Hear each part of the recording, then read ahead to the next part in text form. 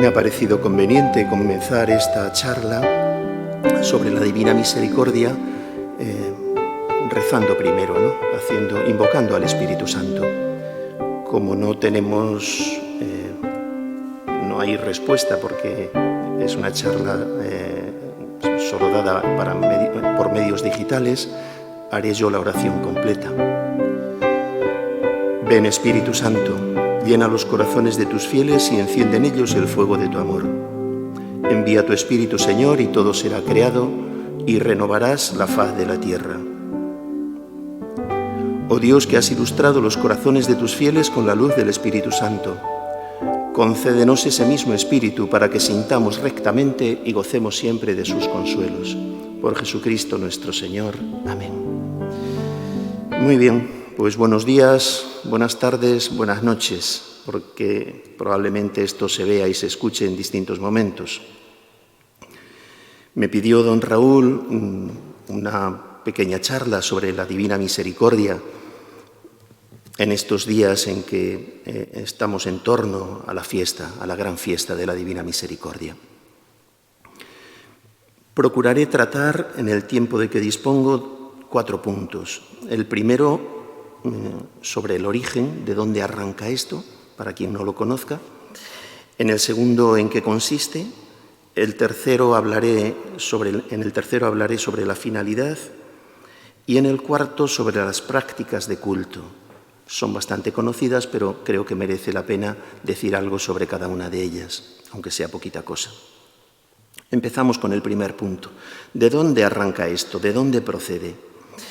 Esta devoción parte de unas revelaciones privadas que tuvo Santa María Faustina Kowalska, una monja polaca de la Congregación de las Hermanas de la Madre de Dios de la Misericordia.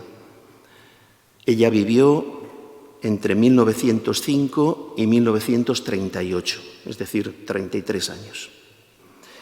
Como es tan frecuente en la historia de las revelaciones privadas, el Señor elige a una persona que reúne muchas condiciones para pasar por este mundo completamente desapercibida.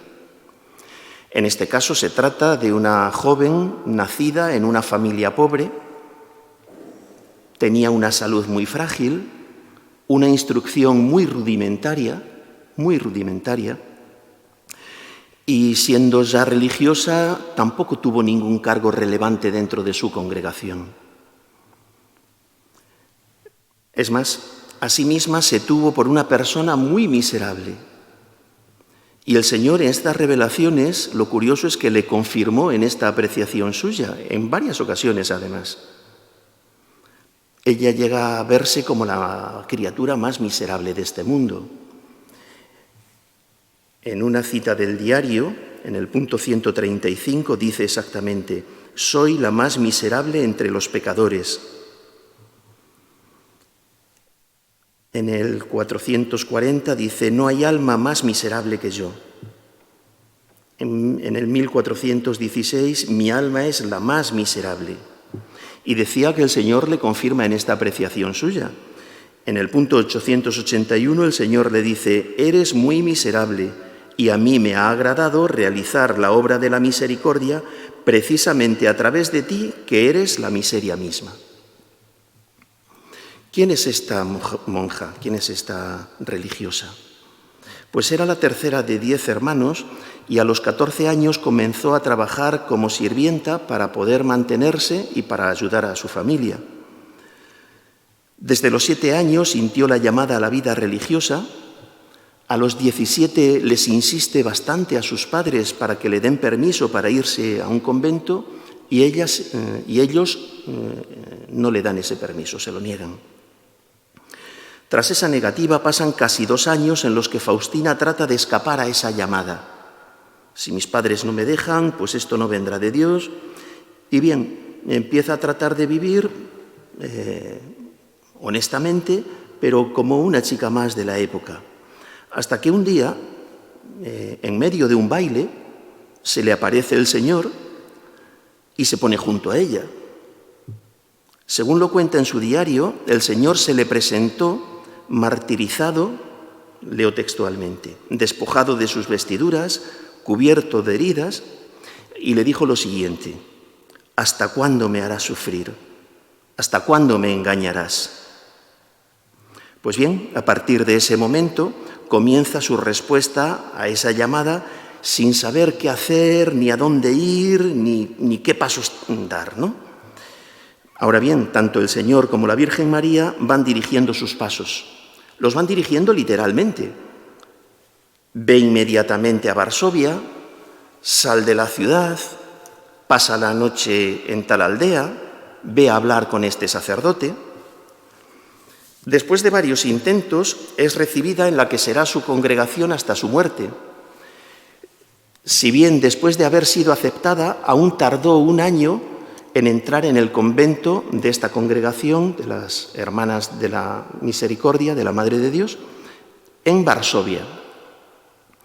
Esta entrada tenía lugar en agosto de 1925, unos días antes de cumplir los 20 años, y ya pasaría allí el resto de su vida de religiosa, dentro de la congregación, no en Varsovia, porque estuvo en más de un convento. Y murió, como he dicho hace un momento, en 1938. Me gustaría hacer un repaso rápido del itinerario que siguió esta devoción.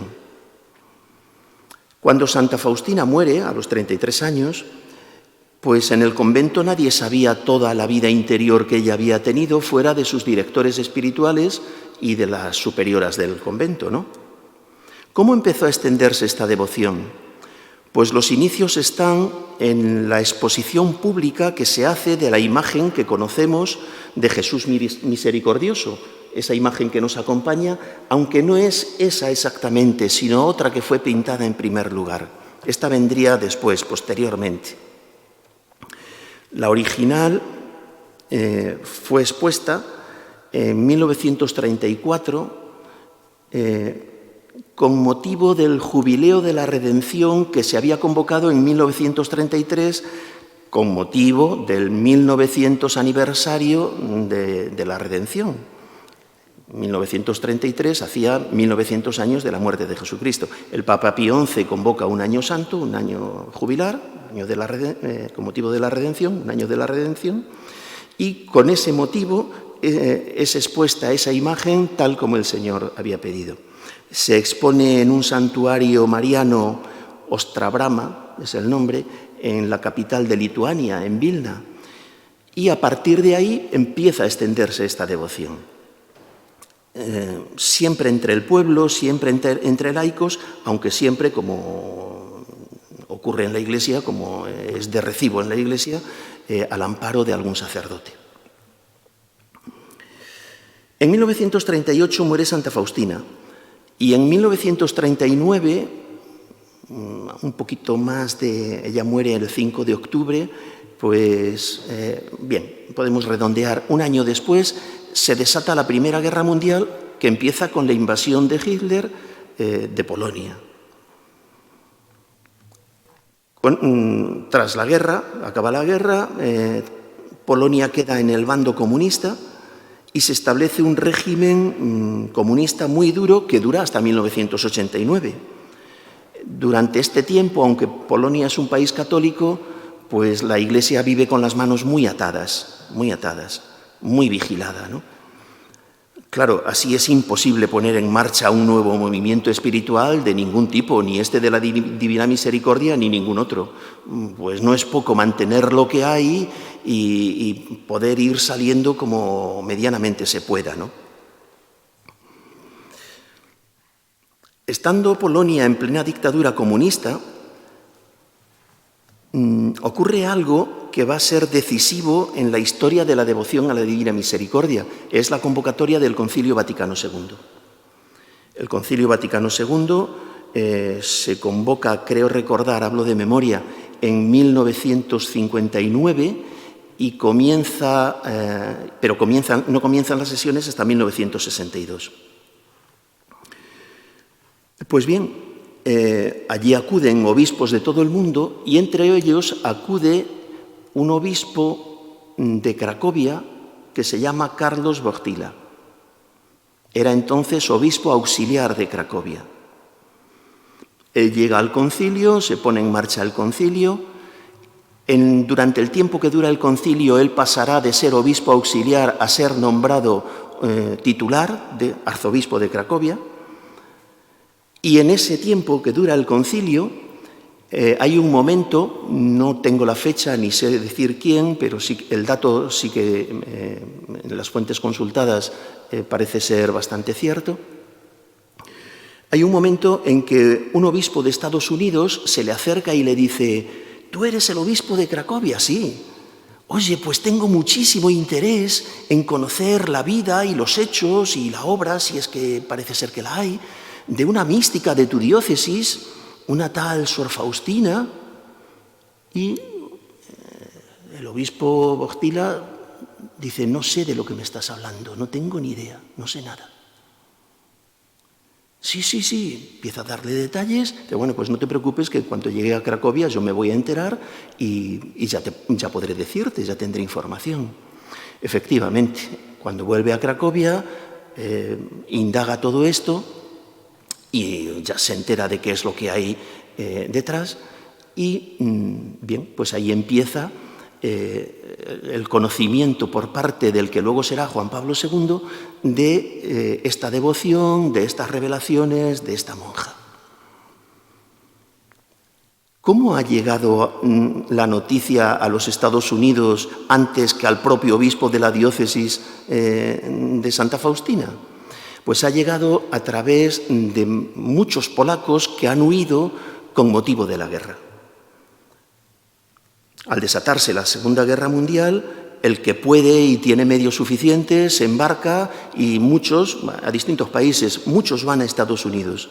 Con ellos llevan esta devoción, allí prende, allí la Iglesia la va aceptando, todavía no es nada oficial, pero se le va dando curso y allí va creciendo. Entre tanto, el obispo Wojtyła se informa bien de todo este asunto y, siendo ya el titular de su diócesis, pone en marcha el proceso de beatificación, de canonización de Santa Faustina, de la que luego será Santa Faustina, ¿no?, de Sor Faustina. Siendo ya cardenal, concluye el proceso y lo envía a Roma.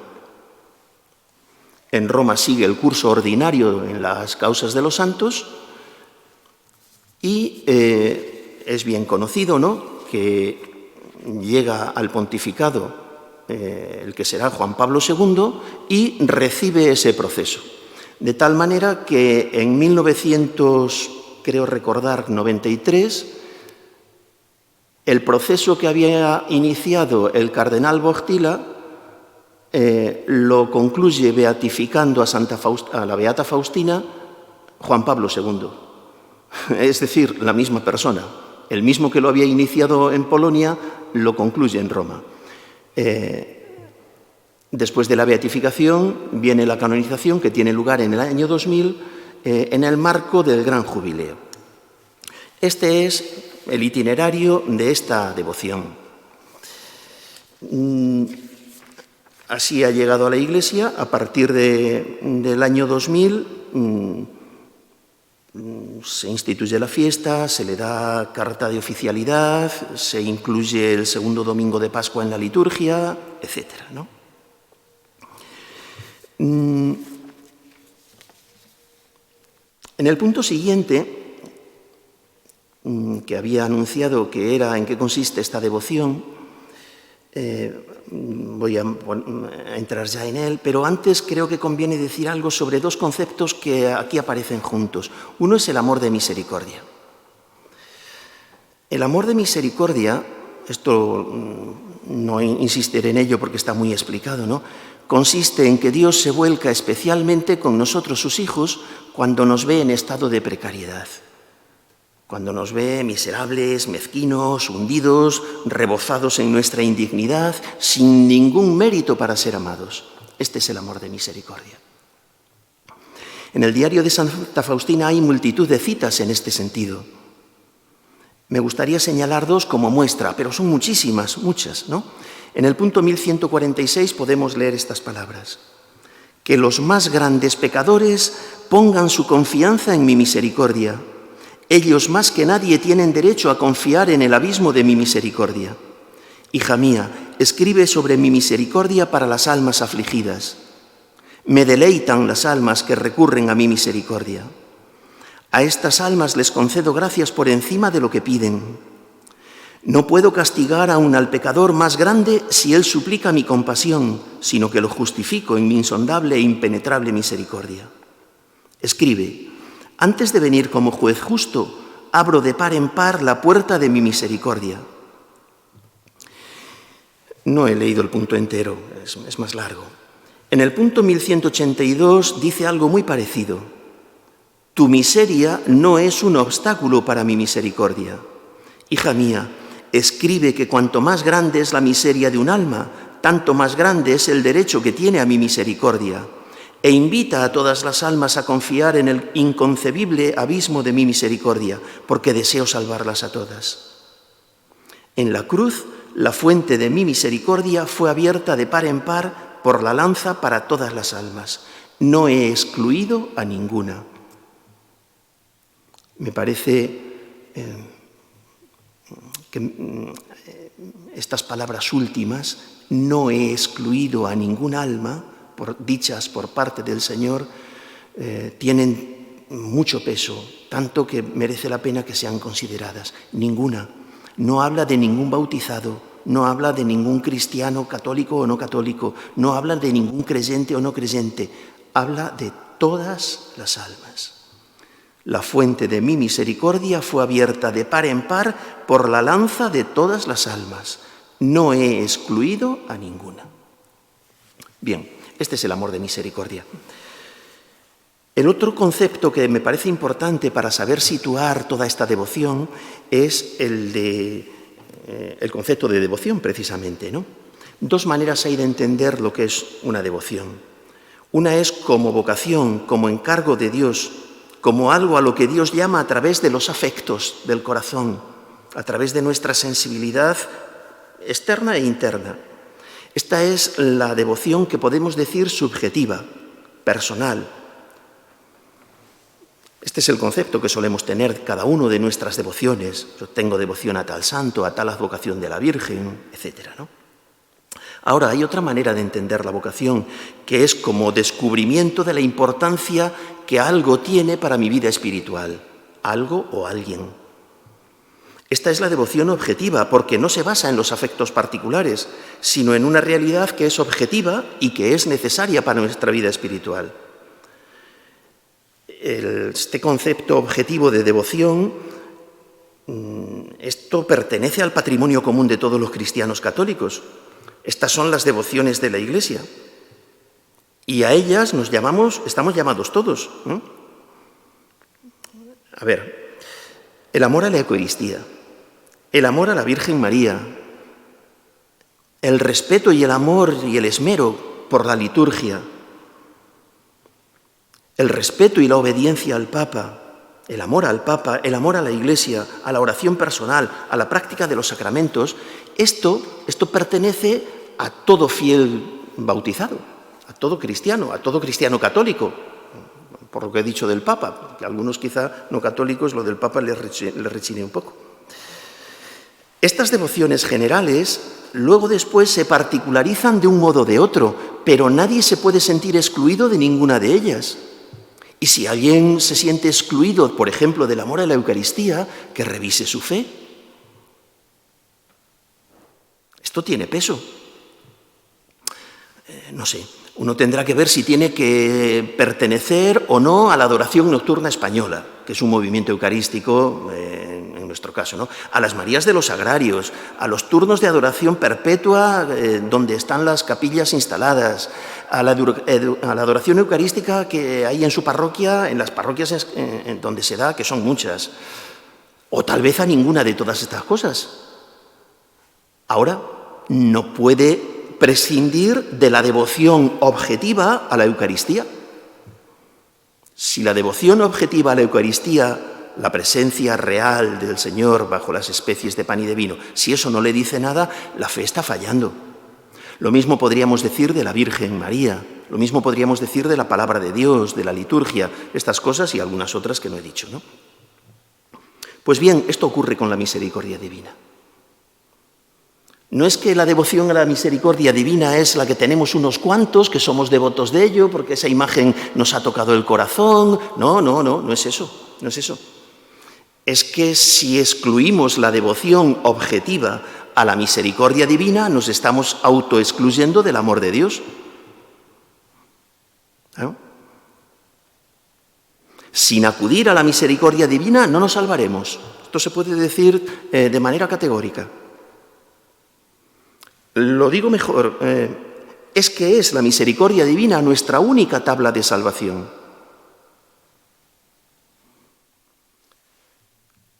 Paso ya al punto 2 que había anunciado. ¿En qué consiste la devoción a la divina misericordia? Ahora ya con mayúsculas, porque esa de la que he hablado es la devoción a la divina misericordia con minúsculas.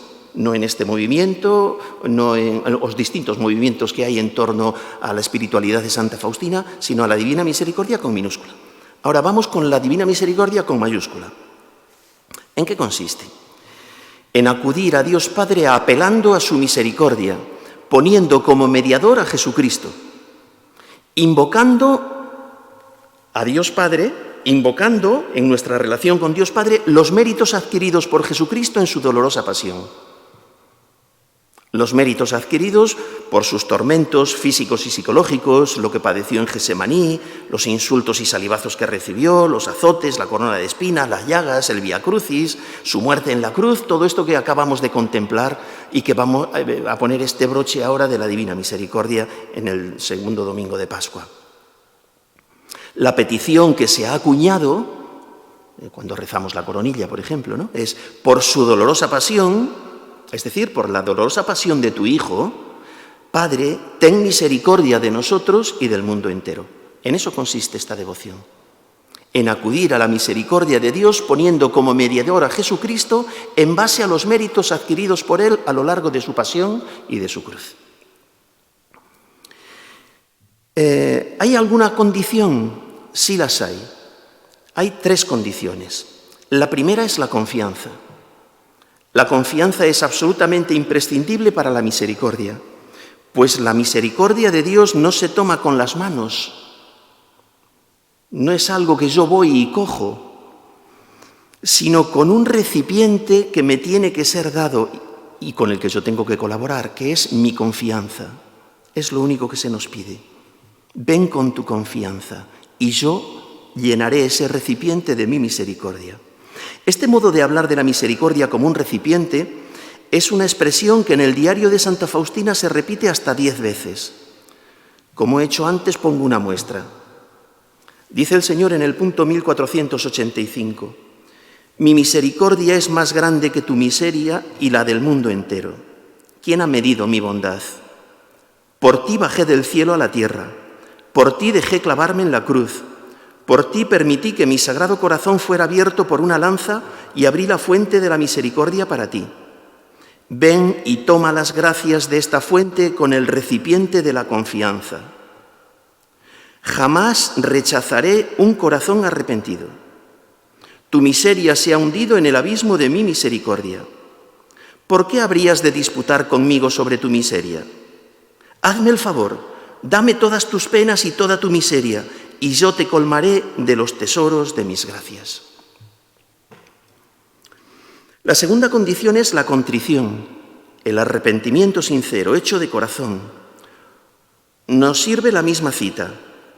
Ven y toma las gracias de esta fuente con el recipiente de la confianza. Jamás rechazaré un corazón arrepentido. O esta otra. Escribe, hija mía, que para un alma arrepentida soy la misericordia misma. La más grande miseria de un alma no enciende mi ira, sino que mi corazón siente una gran misericordia por ella. Tercera condición que se nos pone, la práctica de las obras de misericordia. Porque alcanzaremos misericordia en la medida en que nosotros la practiquemos. Esto es muy conocido por la Escritura. Esto y todo lo demás, vamos, no hay nada que sea parte de la Escritura. También voy a poner alguna muestra del diario, tomada del diario. Hija mía, si por medio de ti exijo de los hombres el culto a mi misericordia, tú debes ser la primera en distinguirte por la confianza en mi misericordia. Exijo de ti obras de misericordia que deben surgir del amor hacia mí. Debes mostrar misericordia al prójimo siempre y en todas partes. No puedes dejar de hacerlo, ni excusarte, ni justificarte. Te doy 3 formas de ejercer misericordia al prójimo. La primera, la acción. La segunda, la palabra. La tercera, la oración. En estas 3 formas está contenida la plenitud de la misericordia y es el testimonio irrefutable del amor hacia mí. Si recordamos las obras de misericordia, esas que nos ha enseñado la Iglesia, son tradicionales desde hace mucho tiempo y que siguen siendo actuales, están recogidas en el compendio del Catecismo. 7 corporales, 7 espirituales.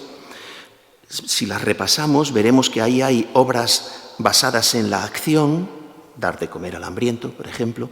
Hay obras basadas en la palabra, dar un consejo al que lo necesita. Hay obras basadas en la oración, rogar a Dios por vivos y difuntos.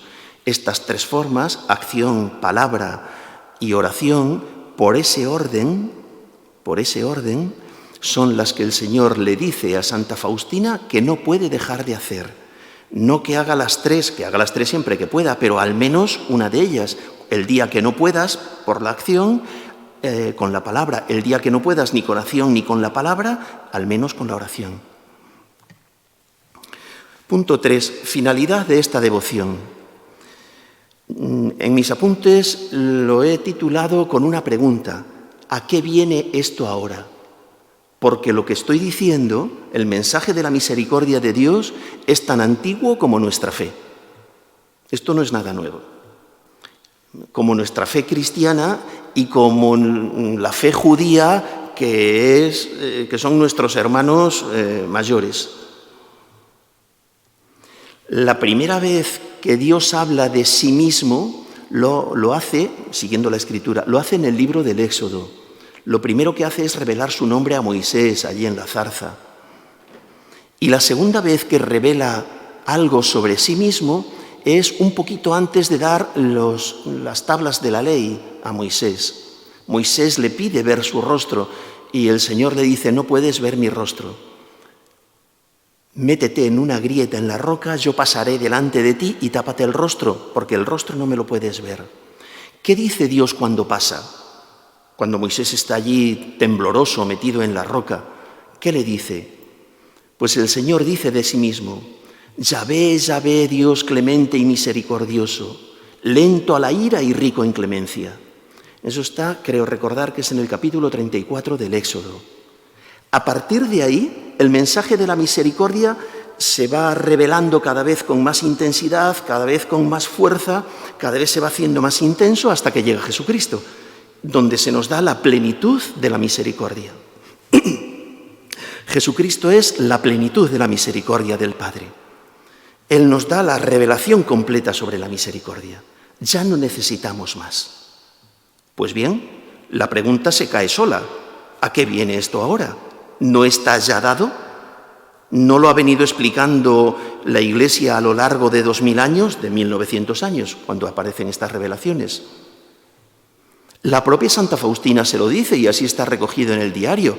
Me dicen, cuando ella empieza a dar noticia a sus confesores de lo que le está ocurriendo, me dicen que ya existe una fiesta de la misericordia y que ya sabemos todo lo de la misericordia. Y el Señor le dice, sí, pero está olvidada.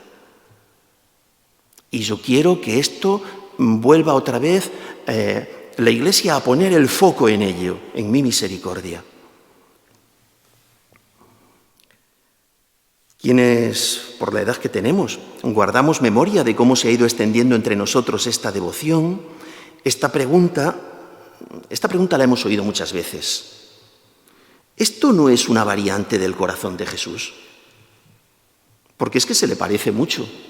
La imagen no es igual, pero se le parece mucho. La jaculatoria, que es lo que se llama la firma, lo que viene ahí al final, en la parte baja del cuadro, a los pies de Jesucristo, Jesús, confío en ti, pues es la misma jaculatoria. Sagrado corazón de Jesús, en ti confío.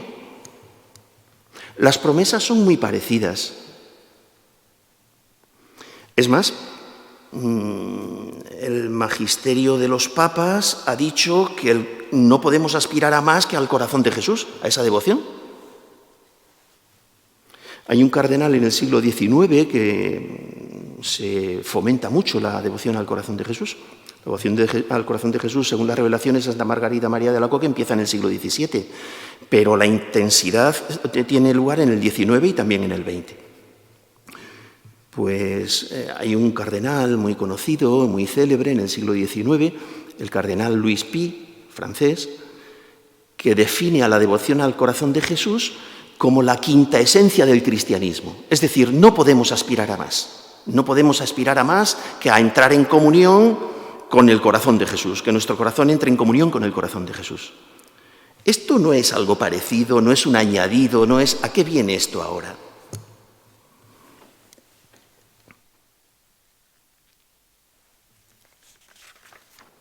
Pues la respuesta la tenemos en el diario, muy concreta, muy concreta. El fin de esta devoción es preparar al mundo para la parusía, para la segunda venida del Señor a la tierra, que ya no será bajo el velo de su carne mortal, como si fuera uno más, pasó por uno de tantos, sino que será en majestad y en gloria.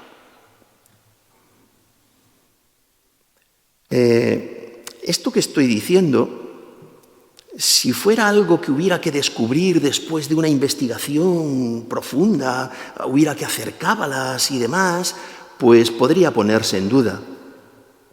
Pero no, para decir esto basta saber leer, es lo único que se necesita. Voy a leer del diario de Santa Faustina 4 puntos. Punto número 625. Por la noche, mientras rezaba, la Virgen me dijo: su vida debe ser similar a la mía, silenciosa y escondida. Deben unirse continuamente a Dios, rogar por la humanidad y preparar al mundo para la segunda venida de Dios. En el punto número 635 también es la Virgen la que le habla y le dice: oh, cuán agradable es para Dios el alma que sigue fielmente la inspiración de la gracia. Yo di al mundo el Salvador, y tú debes hablar al mundo de su gran misericordia y preparar al mundo para su segunda venida. Él vendrá no como un Salvador misericordioso, sino como un juez justo. Oh, qué terrible es ese día. Establecido está ya, es el día de la justicia, el día de la ira divina. Los ángeles tiemblan ante ese día. Habla a las almas de esta gran misericordia, mientras sea aún el tiempo para conceder la misericordia. Si ahora tú callas, en aquel día tremendo responderás por un gran número de almas. No tengas miedo de nada, permanece fiel hasta el fin y yo te acompaño con mis sentimientos. He leído 2 puntos en que quien le revela esto es la Santísima Virgen, pero también el Señor se lo dice de manera explícita.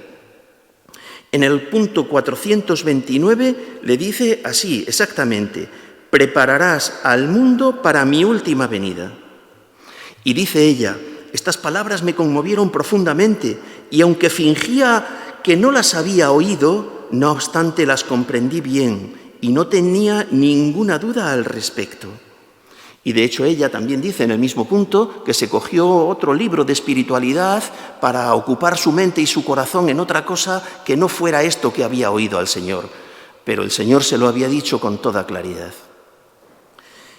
Y el otro punto donde habla de esto es el número 1732 y dice: mientras rezaba por Polonia oí estas palabras: he amado a Polonia de modo especial, y si obedece mi voluntad, la enalteceré en poder y en santidad.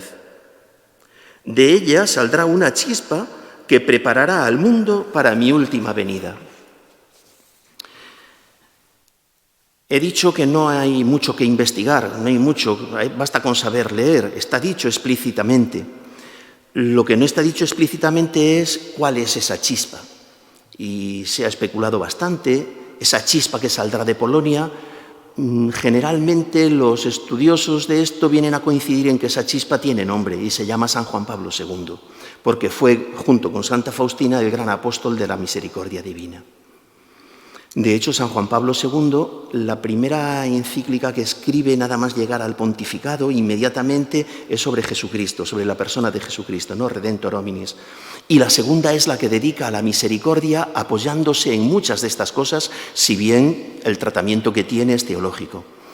No es el momento, ni podemos decir nada de todo esto, pero sí hay algo que el Papa recoge del diario de Santa Faustina en su encíclica, y es que califica a la divina misericordia, a la misericordia de Dios, como el mayor de sus atributos. Es algo que tenemos en las letanías de la misericordia divina, sacado del diario, el mayor de los atributos de Dios. A mí me parece que esto es mucho decir, y no sé si esto se podría decir por parte de los que no somos teólogos, si no fuera porque lo ha dicho expresamente, por una parte el Señor, aceptando estas revelaciones, que a fin de cuentas son unas revelaciones privadas, pero muy importantes, pero por otra parte el magisterio pontificio del Papa, que eso sí es magisterio, ¿no? En Dives in Misericordia se dice expresamente, y además lo explica, ¿no?, que es el mayor atributo de Dios, lo que los hombres podemos decir de más calado de Dios, que Dios es misericordia. Él explica que Dios es misericordia porque no puede no ser fiel a sí mismo. Algo que también explica muchas veces y se nos dice muchas veces, ¿no? Bueno, vamos a ir terminando, aunque todavía queda un poquito de tiempo. En el punto 4 me gustaría que viéramos las prácticas del culto a la Divina Misericordia según esta espiritualidad. Son 6. Mejor dicho, son 5 más 1, trato de explicarme. 5 que son bien conocidas: la fiesta de la Divina Misericordia, segundo domingo de Pascua, la imagen de Jesús misericordioso, esta que nos acompaña, la novena a la Divina Misericordia, la coronilla o rosario de la Divina Misericordia y la oración de las 3 de la tarde. A estas 5 que expresamente se citan en el diario hay que añadir una más, que es el apostolado, la difusión de esta espiritualidad. El apostolado de estos mensajes dados a Santa Faustina es en sí misma una forma de dar culto a la Divina Misericordia. Me parece que también es importante. Vamos con la primera, la fiesta de la Divina Misericordia.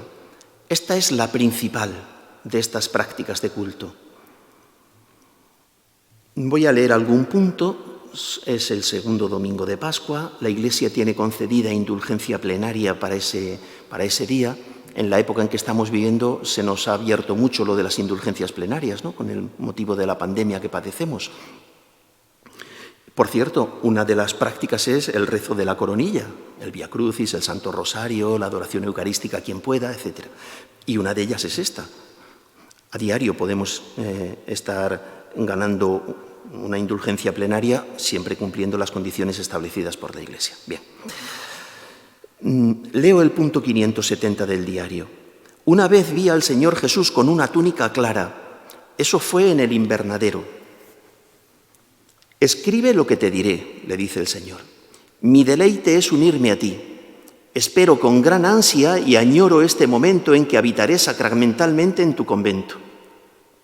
Mi espíritu descansará en aquel convento. Está hablando de una congregación nueva. Bendeciré especialmente las inmediaciones donde estará el convento. Por amor hacia ustedes alejaré todos los castigos que la justicia de mi Padre administra merecidamente. Hija mía, he inclinado mi corazón hacia tus súplicas.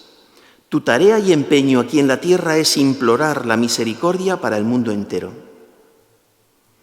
No encontrará ninguna alma la justificación hasta que no se dirija con confianza a mi misericordia.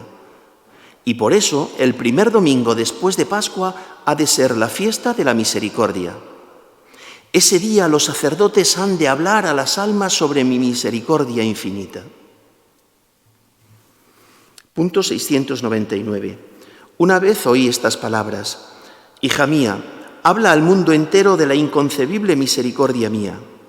Deseo que la fiesta de la misericordia sea refugio y amparo para todas las almas, y especialmente para los pobres pecadores. Ese día están abiertas las entrañas de mi misericordia. Derramo todo un mar de gracia sobre las almas que se acercan al manantial de mi misericordia. El alma que se confiese y reciba la Santa Comunión obtendrá el perdón total de las culpas y de las penas.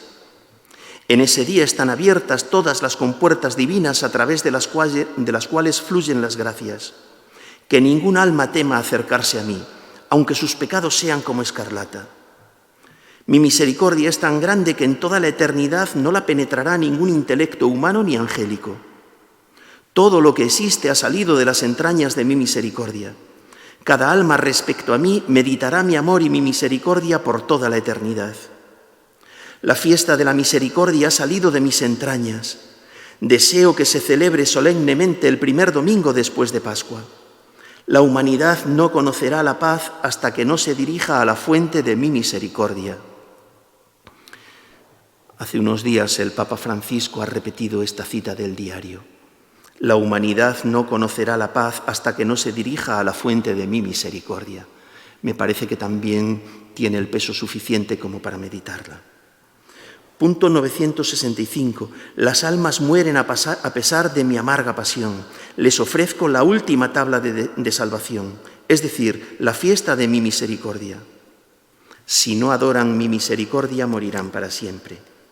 Y el último punto que leo, hay muchos más, Hija mía, di que esta fiesta ha brotado de las entrañas de mi misericordia para el consuelo del mundo entero. La segunda forma de culto es a través de la imagen. Prometo que el alma que venere esta imagen no perecerá. Me parece que es lo suficientemente importante como para repetirlo. Prometo que el alma que venere esta imagen no perecerá.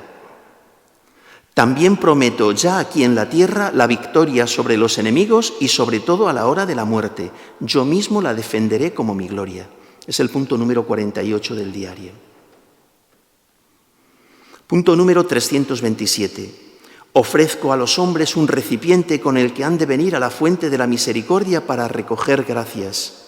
Habíamos dicho que ese recipiente era la confianza, pues en esta ocasión dice, es esta imagen con su firma. Jesús, en ti confío. Punto 570. Por medio de esta imagen colmaré a las almas con muchas gracias. Por eso que cada alma tenga acceso a ella. Dentro del punto 742, que es un punto largo, tomo solamente estas palabras. A través de esta imagen concederé muchas gracias a las almas. Ella ha de recordar a los hombres las exigencias de mi misericordia, porque la fe sin obras, por fuerte que sea, es inútil. Creo que no es necesario decir que aquí no hacemos magia. No ponemos esta imagen y gracias a ella pues ya está todo hecho. No, así no son los sacramentos, así no es nada en la Iglesia, así no son los sacramentales, así no son las imágenes.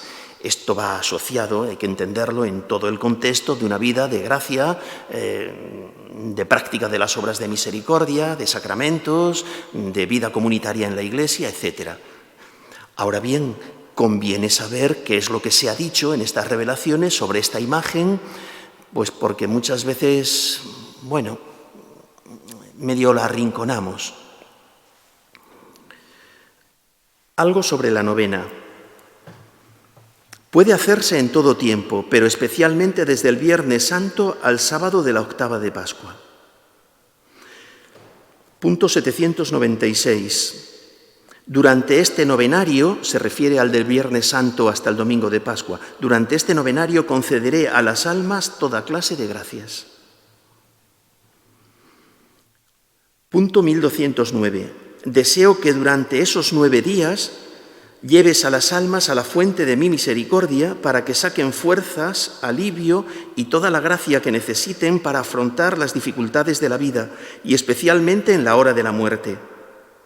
Está hablando de la novena y es muy bonito ir viendo cómo cada día el Señor le dice a qué almas tiene que llevar. Desde toda la humanidad, en el primer día, hasta las almas tibias en el último, pasando por las almas del purgatorio en el octavo, por los difusores del culto a la Divina Misericordia en el séptimo, por los hermanos separados, entonces utilizó la palabra herejes, luego la Iglesia lo ha modificado, por los hermanos separados cristianos de otras confesiones en el día quinto, por los religiosas, sacerdotes, a los que llama las almas escogidas de mi viña en el día segundo, etc. Es muy bonito, pero no lo leo entero porque es un poquito largo. Otro punto muy conocido, otra práctica, la coronilla o rosario de la Divina Misericordia. A ver, sobre esta quiero insistir en algo ya desde el principio. Está especialmente recomendada para los agonizantes. Estamos viviendo en una época, en unos días, una temporada, Dios quiera que sea muy corta, en la que tenemos muchos agonizantes cada día. Pues bien, la coronilla de la Divina Misericordia está recomendada especialmente para las almas que agonizan. Lo dijo muchas veces el Señor a Santa Faustina. Voy a leer alguna de estas ocasiones. Punto 687. En una ocasión, mientras iba por el pasillo a la cocina, oí en el alma estas palabras. Reza incesantemente esta coronilla que te he enseñado. Quien quiera que la rece recibirá gran misericordia a la hora de la muerte. Los sacerdotes se la recomendarán a los pecadores como la última tabla de salvación. Hasta el pecador más empedernido, si reza esta coronilla una sola vez, recibirá la gracia de mi misericordia infinita.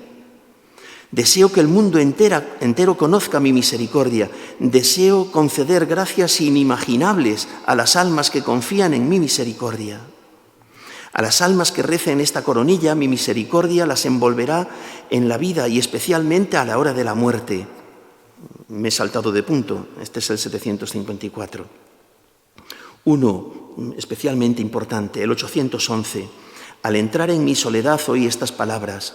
Defenderé como mi gloria a cada alma que rece esta coronilla en la hora de la muerte o cuando los demás la recen junto al agonizante, quienes obtendrán el mismo perdón. Cuando cerca del agonizante es rezada esta coronilla, se aplaca la ira divina y la insondable misericordia envuelve al alma y se conmueven las entrañas de mi misericordia por la dolorosa pasión de mi Hijo.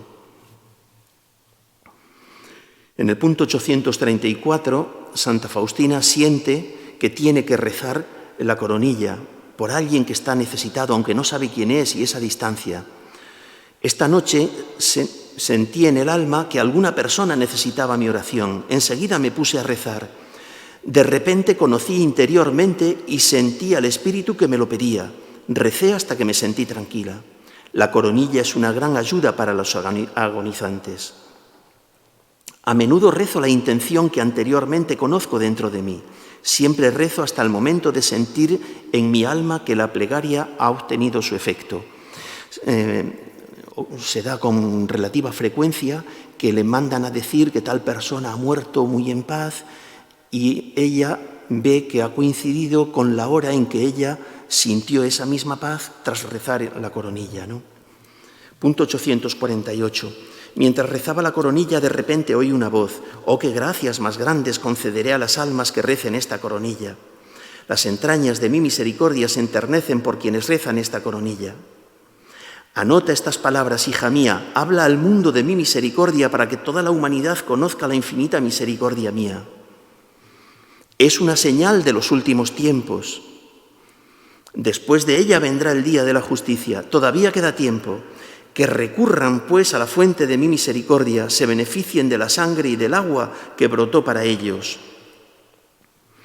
Hija mía, anima, punto 1541. Hija mía, anima a las almas a rezar la coronilla que te he dado. A quienes recen esta coronilla me complazco en darles lo que me pidan. Cuando la recen los pecadores empedernidos, colmaré sus almas de paz y la hora de su muerte será feliz. Escríbelo para las almas afligidas. Cuando un alma vea y conozca la gravedad de sus pecados, cuando a los ojos de su alma se descubra todo el abismo de la miseria en la que ha caído, que no desespere, sino que se arroje con confianza en brazos de mi misericordia, como un niño en brazos de su madre amantísima.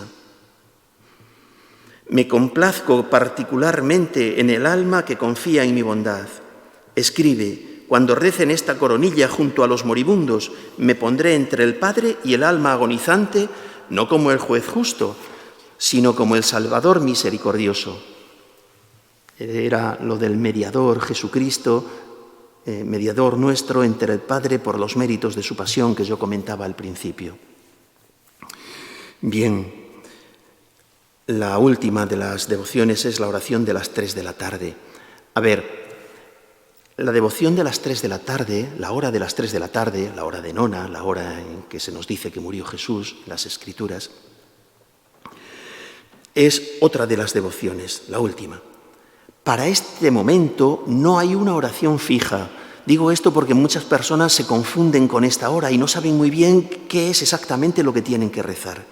Lo que el Señor le pidió a Santa Faustina para esta hora es que meditara su pasión. Es decir, lo mismo que hacemos en el Vía Crucis. Si nos damos cuenta, en el Vía Crucis no tenemos un Vía Crucis oficial, no tenemos una oración oficial de la Iglesia, ¿no? Lo que se nos pide es que meditemos. Y por eso, pues, hay tantos Vía Crucis como personas que quieran hacerlo. Quiero decir, redactarlo o componerlo. Lo que la Iglesia nos pide es que meditemos todo el camino de la cruz de Jesús hasta la sepultura. Pues bien, en la hora de la misericordia, a las 3 de la tarde, no tenemos una oración fija que rezar. Podemos rezar la coronilla un cuarto de hora antes, empezarla justo a las 3. Podemos rezar una jaculatoria. Es que las 3 de la tarde nos pueden coger pues en el autobús, fregando los platos, comiendo, echados la siesta porque necesitamos descansar. Nos pueden coger en cualquier momento. Pues bien, a las 3 de la tarde, que el alma se eleve, le pide el Señor a Santa Faustina, que el alma se eleve a Él, contemple, aunque sea, dice, por un solo instante su pasión y que pida lo que quiera, porque están abiertas las entrañas de su misericordia. Termino leyendo este punto. A las 3, ruega por mi misericordia, en especial para los pecadores, y aunque solo sea por un brevísimo momento, sumérgete en mi pasión, especialmente en mi abandono en el momento de mi agonía. Esto es lo que le pide, sumérgete en mi pasión. Esta es la hora de la gran misericordia para el mundo entero. Te permitiré penetrar en mi tristeza mortal. En esta hora nada le será negado al alma que lo pida por los méritos de mi pasión. Es el punto 1320. Y con él ponemos fin a esta charla agradeciendo a don Raúl la oportunidad que me da y agradeciendo también pues, a todos los que tengáis oportunidad de oírla para que os acerquéis cuanto más mejor y podáis participar cuanto más mejor de esta misericordia insondable de Dios. Terminamos como hemos empezado, rezando. Invocábamos al Espíritu Santo, ahora basta con la jaculatoria. Jesús, en ti confío.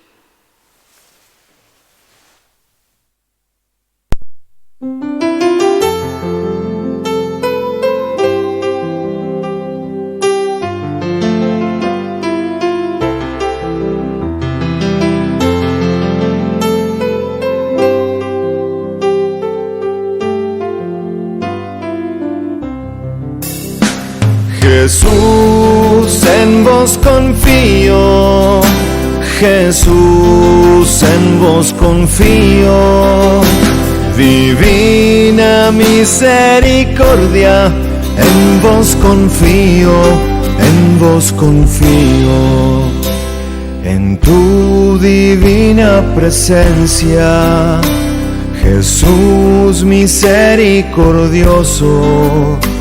Venimos todos tus hijos, confiados en tu grandeza, aurora resplandeciente, rayo de amor infinito, bendito.